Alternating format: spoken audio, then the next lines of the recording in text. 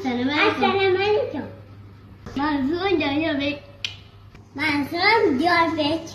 Bugun biz sizlarga ayron tayyorlab beramiz. Xo'sh. Qani menga yordam berasan? Ishni sizlardan boshlaymiz. Ana endi qatiqni solamiz. Ustoz. Endi yaxshilab aralashtirib olamiz.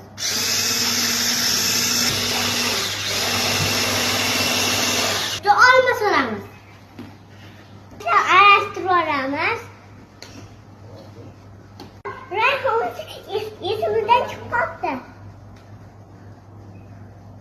Bobojon mazzasini ko'rib beradi. Endi tashib turadi.